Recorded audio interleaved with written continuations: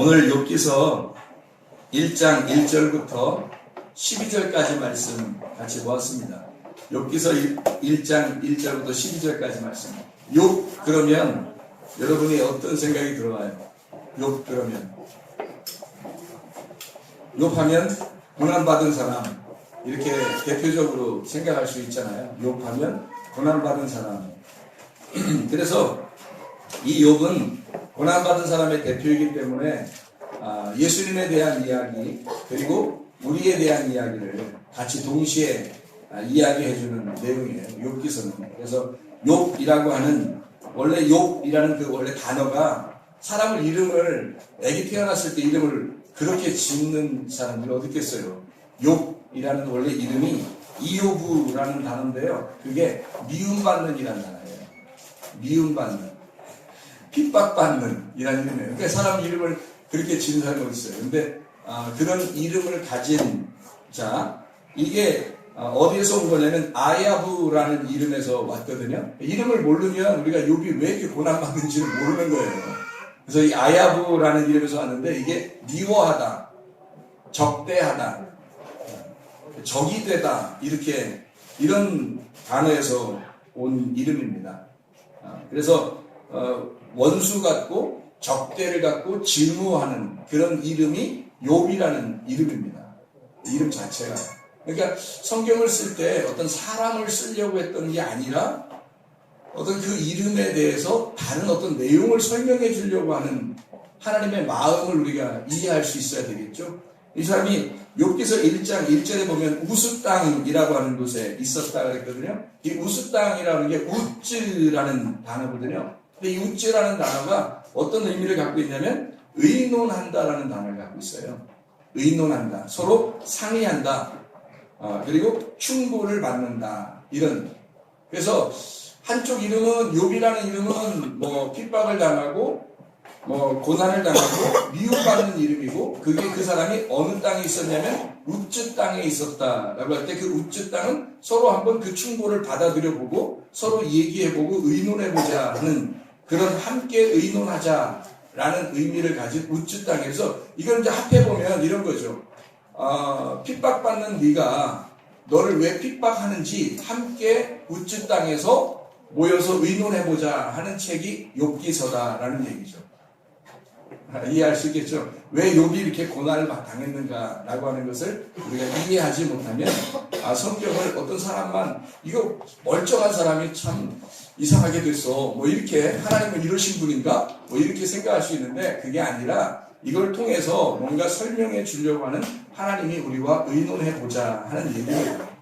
이 욥을 통해서 그런 내용이거든요. 우리가 주보에 잘 욥기서를 설명해 놓은 게 있어요. 한번 주보를 한번 같이 보겠습니다. 이건 어차피 읽어야 되겠어요. 왜냐하면 이것을 주보를 통해서 여러분 주보 어떤 사람 안 읽는 사람도 있고 그래서 이번 시간에 한번 같이 읽어봐요.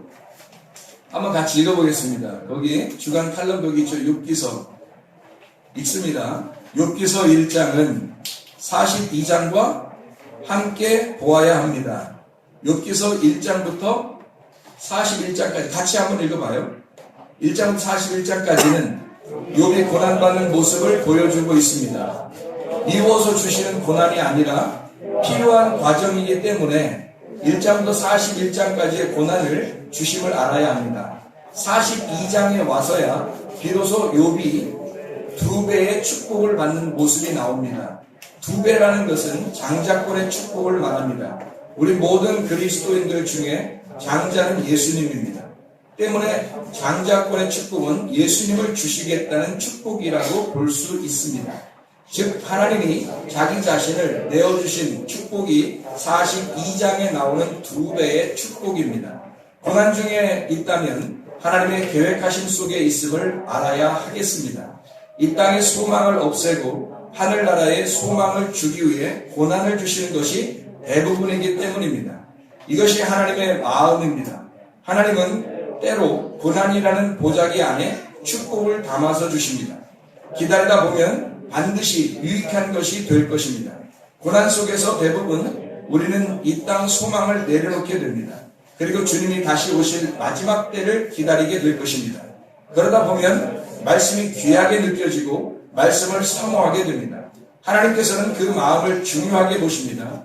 고난으로 인해 달라진 마음과 영을 중요하게 보시는 하나님이십니다.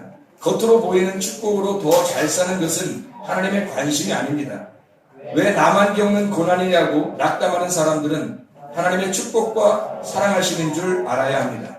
2배의 축복을 위해서 하나님의 자녀가 되게 하기 위해서 일하고 계셨던 하나님을 알아야 합니다.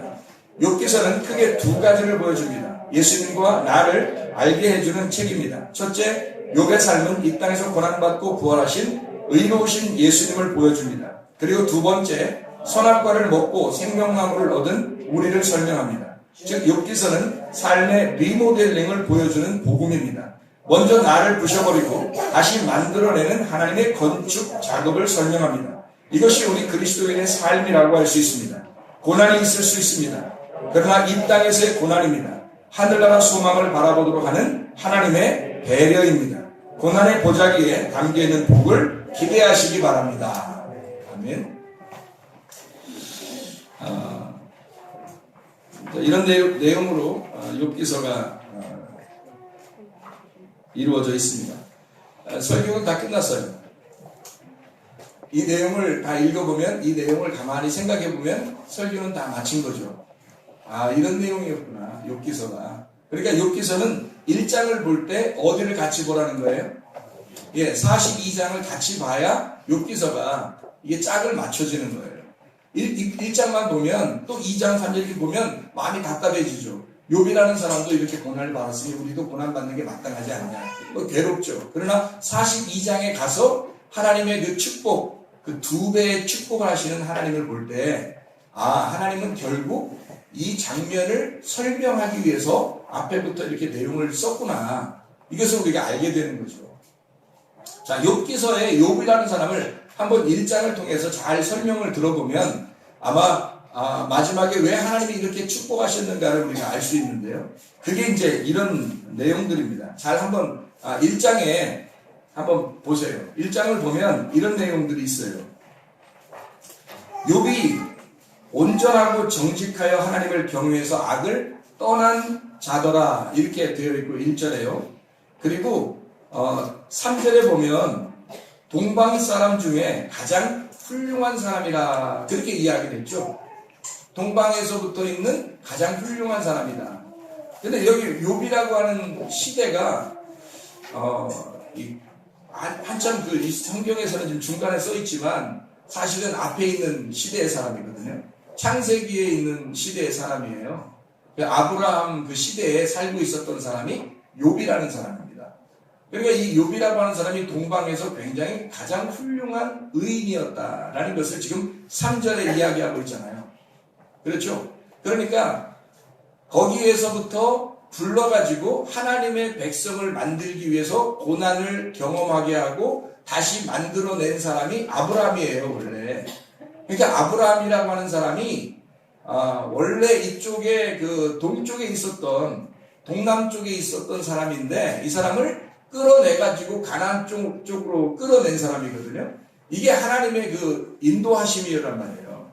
마찬가지로 그 동방에서 가장 이 시대에 훌륭했던 사람이 욥이라는 사람이었다라고 이야기하잖아요. 근데 사람들이 죄를 지면 또 하나님을 등지려면요 항상 어디로 도망가냐면 동쪽으로 가요.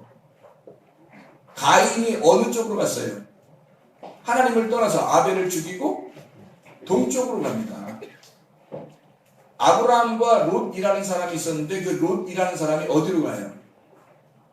동쪽으로 가잖아요. 소돔과 고모라를 향해서 동쪽으로 간다고요.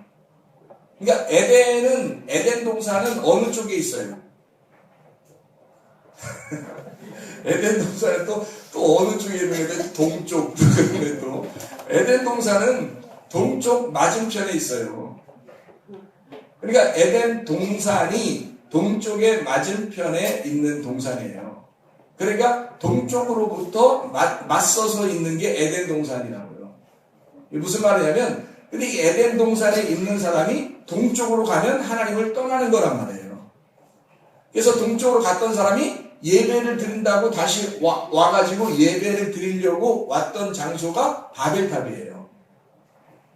그러니까 성경은 다 동방에 있는 쪽, 동쪽에 있는 가장 훌륭했던 사람, 그러니까 하나님의 마음에, 그러니까 하나님의 속마음의 내용에서 완전한 거예요? 아니면 겉으로 하나님이 성경적으로 볼 때 그냥 완전했던 사람이에요?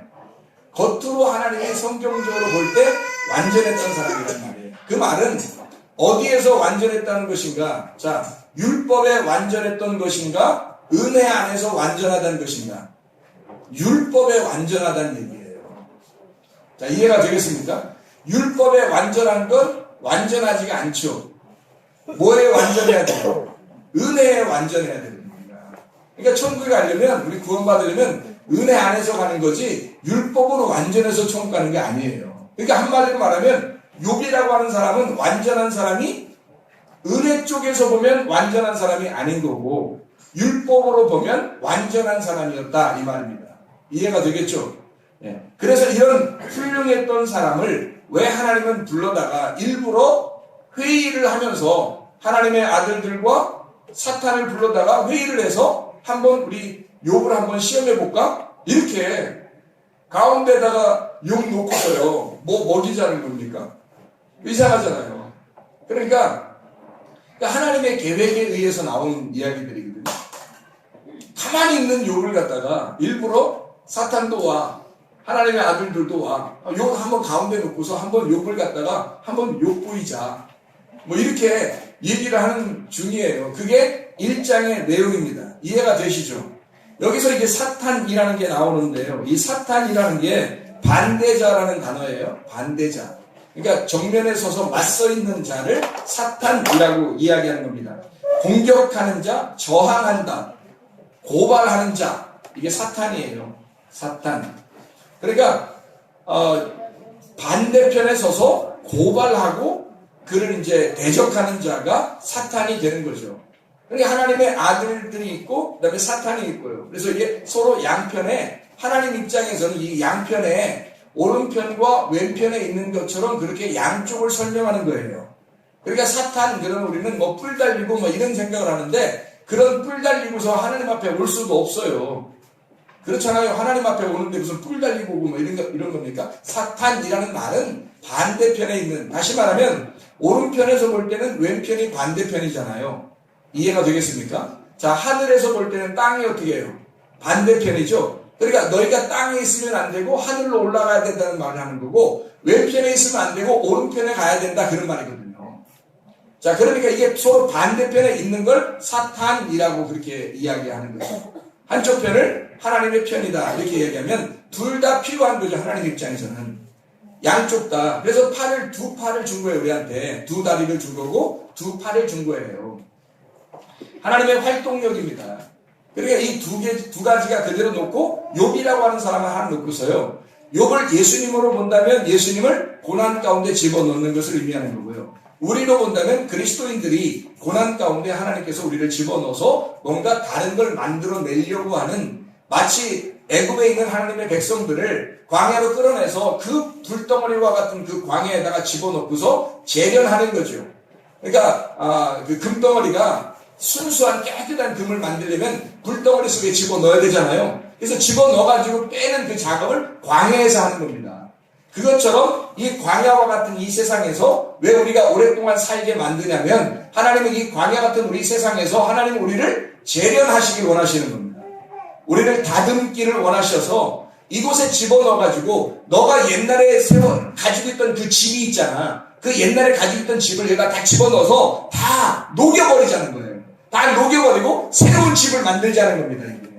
그게 하나님의 계획인 거예요. 그걸 리모델링이라 그래요. 새로 건축하는 겁니다. 재건축하자는 거예요. 너 옛날에 있었던 성전 그거 다 무너뜨려버리고 새로운 성전으로 다시 건축하자, 이 말이고요. 너 죄 가운데 있었던 너 자신을 고난 가운데 집어넣어서 너를 갖다가 부셔버리고 그리고 새롭게 건축하자, 그 말입니다. 그게 욥기서예요. 놀라운 얘기죠. 그래서 1장부터 41장까지 욥을 갖다가 다 부셔내는 작업을 하는 거예요.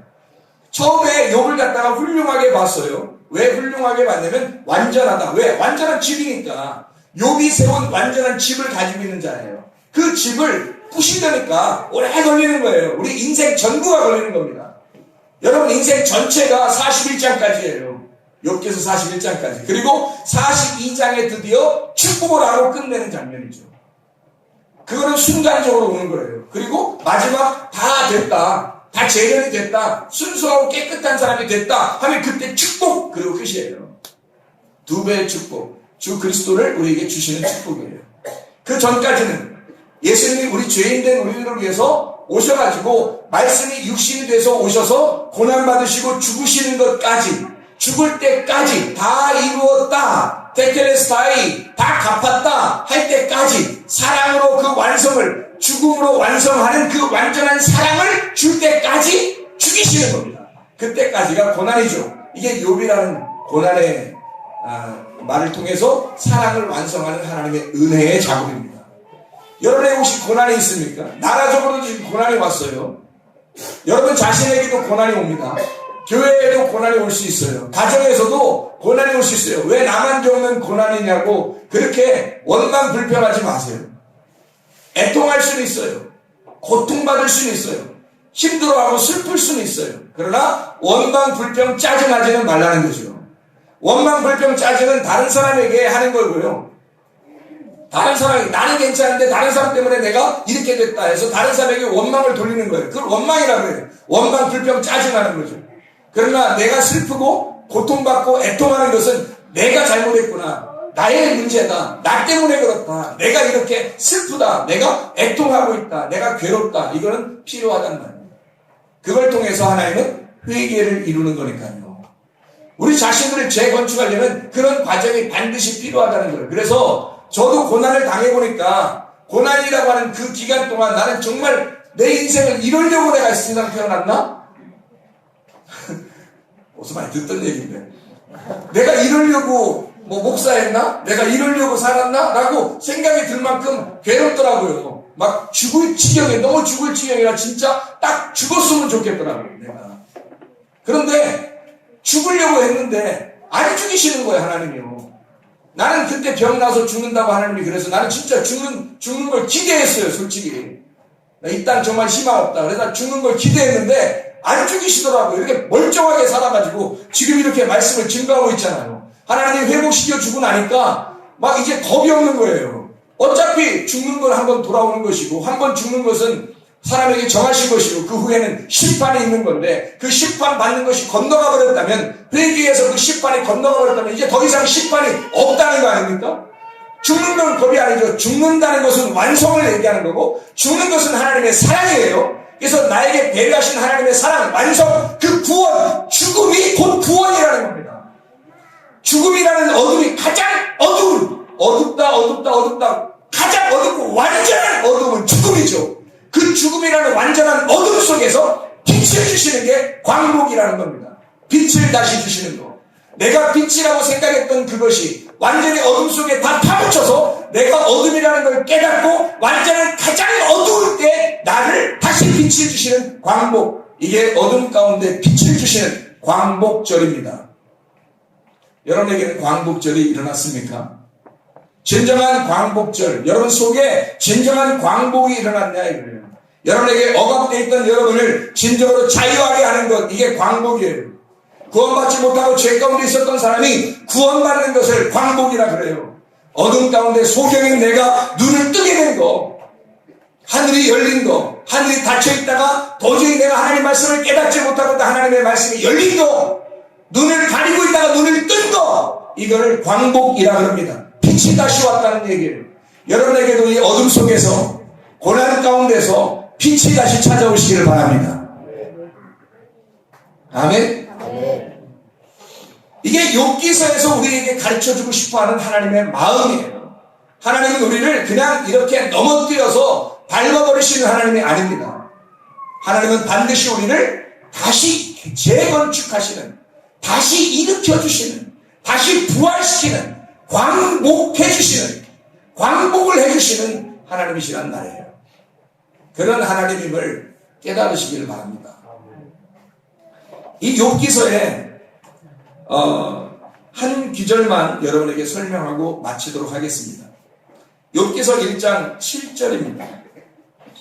7절 말씀. 여호와께서 사탄에게 이르시되 네가 어디서 왔느냐? 사탄이 여호와께 대답하여 이르되 땅을 두루 돌아 여기저기 다녀왔나이다. 이렇게 말하죠. 그래서 어디를 이렇게 돌아다녔는지 사탄은 땅을 돌아다녔다. 하나님의 아들들은요, 어디를 돌아다녀야 돼요? 하늘을 돌아다니는 거거든요. 하늘 안에서 사는 사람들을 하나님의 아들들이라 그러는 거고요. 땅에서 두루 돌아 여기저기 다니는 거를 이제 사탄이라 그렇게 말을 하는 거예요. 그러니까 땅을 여러분이 소망 가지면 안 되고 하늘의 소망을 가져야 되겠습니다. 여기 두루 돌아 다녀왔다라는 말이 이게 슈트 하라크라는 단어예요. 이 슈트 하라크라는 말을 일부러 뭐 통잡으려고 히브리어 쓴 거 아니라 여러분에게 이 말이 어떤 뜻인지를 설명해 줘야 돼서 그래서 여러분에게 말한 겁니다. 두루 다녀왔다라는 말은요, 두루두루 돌아라는 말은 여행했다는 말이에요. 통과했다, 뭔가 통과해 나갔다는 거예요. 슈트라는 말인데요, 이게. 근데 다녀왔다는 말은 하라크라는 단어예요. 근데 이 말은 좀 잘 생각해 봐야 돼요. 왜 잘 생각해 봐야 되냐면 다녀왔다는 말은요, 함께 갔고 함께 전진했다는 말이에요. 함께 있었다는 얘기입니다. 계속해서 다녔는데 오르락 내리락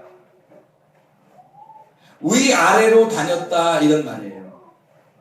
자, 그러면 여기서 누가 얘기한 거예요? 욥기서 1장 7절의 말은 누가 얘기한 거예요? 여기서 누가 욥이 얘기했어요? 사탄이 얘기했어요? 사탄이 얘기했죠. 사탄이 뭐라고 하냐면 나는 하나님 물어봐요. 너 어디 갔다 왔어? 그러니까 내가요 땅에 가서 두루 돌아 다녔어요. 슈트 하라크 했거든요. 근데 이게 무슨 말이냐면 내가 위아래로 오르락 내리락 내가 했습니다. 땅을 두루두루 돌아다니면서 통과했어요. 그리고 내가 그들과 함께 있었습니다. 그들과 함께 오르락 내리락 했습니다. 그렇게 같이 다녔어요. 이런 말이에요. 여러분, 사탄이 어디 다른 데 이렇게 어디 멀리 있는 게 아니라요. 우리들과 함께 있는 겁니다. 사탄이. 그러니까 여러분이 사탄처럼 살 수도 있고요. 땅을 내려서 이렇게 밑으로 내려오면 사탄처럼 살 수도 있는 거고, 이게 우리가 위로 이렇게 위에 있는 하늘을 바라보면서 하늘을 이렇게 다니면요. 그러면 하늘만 이렇게 다니면 그러면 하나님의 아들들이 되는 겁니다. 여러분, 하나님의 아들들이 되겠어요? 사탄 되겠어요? 하나님의 아들들이 돼야 되겠죠? 마음은 하나님의 아들들이 되고 싶어요. 근데 마음은 하나님의 아들들이 되고 싶은데 자기는 땅을 자꾸 두루 돌아다닌다는 거예요. 마음은 하나님의 아들이고 진짜는 사탄인 거예요. 자꾸 그런 생활을 하는 거예요, 사람들이. 그러니까 하나님은 이 욥한테 사탄에게 맡겨놨어요. 욥을. 왜요? 이런 거예요.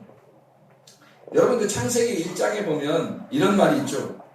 창세기 1장, 2장, 3장에 보면 아담과 하와가 선악과를 먹고 뭐 어떻게 된 거를 갖다 발견했어요, 자기들이? 옷을 벗은 거를 발견했어요.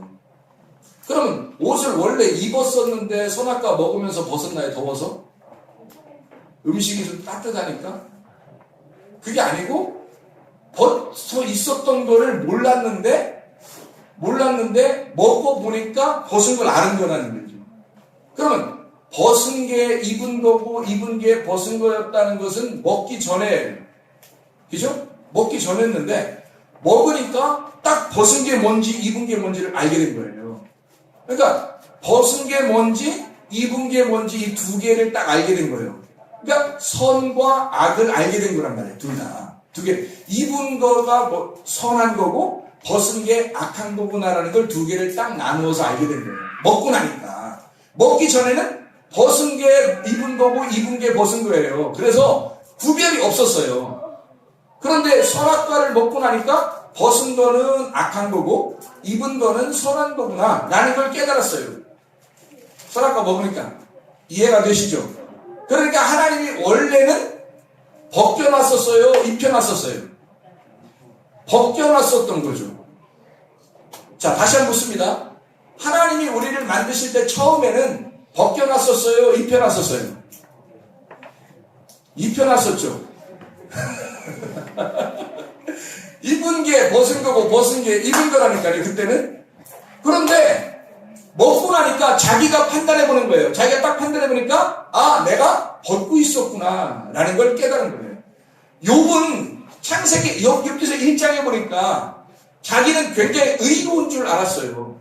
그러니까 율법 안에서 완전하니까, 동방에 이만한 의인이 없으니까, 이만한 율법 안에 완전하니까 이 사람은 지금 벗었는지 입었는지 깨닫지를 못하고 있는 거예요. 벗은 게 입은 거고 입은 게 벗은 거야. 그렇게 되고 있는데 하나님이 사탄을 딱 보내가지고, 사탄을 보내서 사탄이 하나씩 고난을 주기 시작하니까 뭘 깨달아요? 내가 벗고 있었네. 이걸 깨닫게 시작하는 거예요. 내가 이거 벗고 있었구나라는 걸 깨닫기 시작하는 거예요. 그러면 여기서 욥에게 나타난 사탄은 창세기에 나타난 아담과 하와에게 나타난 뱀, 그리고 선악과를 먹게 하죠. 그래서 자기를 옷을 벗고 입은 걸 구별하게 만들어 놓잖아요. 욥에게도 자, 아담과 하와가 옷을 벗었음을 아니까 누가 필요하다는 걸 알았어요. 하나님이 필요하다는 걸 알았어요. 그때는 전혀 그런 걸 몰랐다가 옷을 벗었음을 알고 막 숨는 거예요. 숨고 하나님이 막 부르니까 막 숨어서 떨고 그러는 거예요. 옷이 필요하다는 걸 깨달은 거예요. 근데 자기 스스로는 옷을 입을 수가 없어요. 스스로 옷을 입은 게 무화과나무 이파리로 치마를 만든 거예요. 치마는 뭐 허리띠라고 그랬죠. 허리띠를 만들어서 어떻게 치마를 처음에 어떻게 만드는지 알겠어요. 그 사람들이 모르죠. 그냥 허리띠 같은 거 이게 그 잎사귀 같은 걸 이렇게 엮어가지고요 허리를 이렇게 찬 거예요. 이렇게 묶은 거 이렇게. 그거를 이제 성경에서는 치마라 이렇게 표현한 거죠. 하나님 보실 때 내 그거 지금 가리려고 한 거지. 이게 물어보니까 예. 근데 하나님 볼 때는 전혀 가려지지 않았단 말이에요. 그걸 아담과 하와를 한번 가려보려고 이거를 갖다가 허리띠를 만들어서 묶어서 딱 이렇게 묶은 거예요. 다시 말해 왜 하필이면 허리띠를 만들었을까? 진리의 허리띠. 자기 나름대로 진리를 찾아본 거예요. 자기 나름대로 진리를 찾아본 거예요. 근데 그 진리가 진짜 진리가 아니었어요. 하나님 보실 때는. 사람이 볼 때는 진리였지만 하나님 보실 때는 진리가 아니었어요. 그래서 이걸 하나님 보실 때 진리가 아니니까 하나님이 어떻게 해요? 내가 너 입혀줄게. 내가 너 입혀줄게 해서 옷을 하나님이 만들어서 와가지고 하나님이 입혀줘요. 하나님께서 입혀줄 때는 가죽옷을 입혀줬는데 한 동물을 갖다가 죽인 거죠. 그러니까 너 하나 입혀주려고 동물 하나를 죽인 거예요. 그 어린 양 동물이 예수 그리스도신 거죠. 예수님을 죽여 너를 입혀주겠다는 겁니다. 다시 말하면 우리가 구원받아 옷을 입기 시작하면요 누굴 입은 거예요? 예수를 입은 겁니다. 재건축될 때는 욥이 재건축할 때는 다시 욥이 살아나는 것이 아니라 욥이 그리스도를 입어버리는 거란 말이에요. 나를 다시 입는 게 아니라 내가 다시 죽어서 다시 태어날 때는 거듭날 때는 재건축이 될 때는 예수 그리스도를 입어버리는 거예요. 그래서 하나님의 아들이 되는 것입니다. 이 사건을 선악과가 아담과 하와에서 선악과가 어디에 있었어요? 어디에 있었어요? 이 진짜 어려운 질문인데. 선악과가 어디에 있었어요? 에덴 동산 어디에 있었어요? 저 구석에 있었어요? 중앙에 있었어요? 이게 굉장히 어려운 문제인데 금방 다 맞추네요. 에덴 동산에 딱 어디에 있었다? 중앙에 있었다는 거예요. 이 선악과가. 거기에 뱀이 나타나서 그걸 먹게 한 거죠. 뱀이 나올 때 하나님이 모가지를 딱 쳐버리면 말도 못하고 그럴 텐데, 아니면 혓바닥을 갖다 잘라버리고 하나님 그러면 말도 못할 텐데, 이상하게 그냥 두었어요. 여기서 하나님이 사탄을 갖다 불러가지고 욥을 갖다 시험하는 문제와 비슷하잖아요. 그 하나님이 갖다 놓는 거예요. 그냥 시험해보라고. 한마디로 말하면 옷 벗고 있는 게 입는 건지 입은 게 벗은 건지 모르는 사람들에게 알려주는 거예요. 옷 벗은 게 뭐고 옷 입는 게 뭐다라는 걸 알려주고 그 다음에 뭐 하려고요? 옷 입혀주려고 그러는 거예요. 그게 건축하는 하나님이십니다. 그런데 하나님의 사랑이 옷 입혀주려고 이런 고난의 과정을 갖다가 거치게 통과하게 만들어 놓는 거죠. 여기서 중심이 뭐냐면 두루 돌아 다녀왔다. 사탄이 어디에 있었다? 오르락 내리락. 그러니까 어디에 있는 사탄이에요? 오르락 내리락 했으니까 함께 우리와 함께 위에도 올라갔다가 밑으로 내려갔다가 이렇게 함께 다니는 자야. 그게 사탄이라고. 그래서 두루 돌아 여기저기 다녀서 온 거예요. 그러니까 사탄은 지금 누구와 함께? 우리와 함께 위에도 아래도 갈 수 있는 자란 말이에요. 그러니까 중간 어디에 있는 거예요? 중간에 있는 자잖아요. 선악과가 어디 있었다? 에덴 동산? 중앙에 있었잖아요. 그러니까 여러분 보세요. 가운데 중앙에 이렇게 있으니까 이 예수님께서 보세요. 시험을 어디서 당해요? 시험을 광야에서 당하죠. 시험을 왜 광야에서 당해야 돼요? 마귀가 시험할 때 하나님이 마귀한테 데려다 놨어요. 성령님이 예수님을 데려다가 마귀한테 데려다서 어디로? 광야로 데려다 놨어요. 거기서 시험을 해요. 왜요? 왜 하필 거기서 시험 받아요? 예, 동산 중앙이니까 거기가 동산 중앙이니까 거기에서 시험 받도록 거기다가 데려다 놓는 거란 말이에요. 이해할 수 있겠습니까? 그래서 거기다 데려다 놓고 동산 중앙에서 시험 받아서 실패한 자가 누구예요? 처음에 창세기에서 실패한 자가 누구냐고. 거기서 동산 중앙에서 실패하고 선악과 먹은 자가 누구예요? 나지 뭐 나. 우리들이지 뭐. 우리들이 선악과 먹고 실패했단 말이에요. 그 동산 중앙에서 실패한 것을 예수님께서 마태복음 4장 누가복음 4장에 오셔서 동산 중앙에 와. 그 중앙이 어디라고요? 광야라고요. 그 광야에 와서 거기서 시험을 받고 예수님은 승리하신다 이 말입니다. 아멘? 그 광야는 어디에 있는 중앙이에요? 잘 성막을 이렇게 보면 뜰, 성소, 지성소. 자, 애국 탈출시켜서 어디로? 광야에 놓고 광야에서 어디로? 지성소로 가는 거예요. 그러니 이 광야는 지금 동산 중앙에 있는 거죠. 성막의 중앙에 있는 거죠. 우리들 마음 안에 있는 거죠. 이게 지금 중간에 여기에서 시험하는 거고 욥도 여기서 시험하는 거예요. 욥은 그래서 사탄이 여기에 있어 위에도 아래에도 갔다는 얘기야. 요거를 이렇게 이렇게 해봐요. 지성소, 성소, 뜰, 가나안 땅, 광야, 그 다음에 애굽에서 출발해가지고 광야로 올라가고 광야에서 가나안 땅으로 가죠. 그럼 여기서 가운데 광야라는 이 선악과 먹는 에덴 동산 이 중앙에서 우리는 실패하고 예수님은 성공하시는 그 중앙에서 욥이 시험을 당하는데 사탄은 여기에서 오르락 내리락 하나님은 이끌어서 지성소에 끌어들이고 향하는 하나님. 시험을 이기셔서 나와 함께 시험을 이기자. 그리고 시험 이긴 나와 함께 하나님의 아들이 되자. 그리고 하늘나라에 살자. 이게 하나님의 마음이거든요. 여러분 욥의 고난은 저주가 아니라 축복이었습니다. 그 축복을 통해서 하나님은 우리를 사랑하신다는 마음을 알려주시고자 하는 것입니다. 여러분에게도 이런 고난의 축복이 여러분 가정에 늘 있으시기를 바랍니다. 하나님께서 우리가 나 뭐 잘됐어 이런 것만이 아니라 하나님이 우리에게 고난을 주시고 있구나. 나를 하나님이 재건축하시려고 하는 것이구나. 하나님이 나를 깎아내시는구나. 나를 불덩어리에 집어넣는구나. 애굽에 있는 나를 여전히 애굽을 그리워하는 나에게 광야에서 푹 썩어버리도록 거기서 완전히 불타버리도록 그렇게 나를 광야에 집어넣는 거구나. 어디로 이끈다고? 요단강을 건너 지성소에 올라가게 하려고 가나안 땅에 들어가게 하려는 하나님의 사랑의 배려죠. 얼마나 감사합니까? 우리 찬양하겠습니다.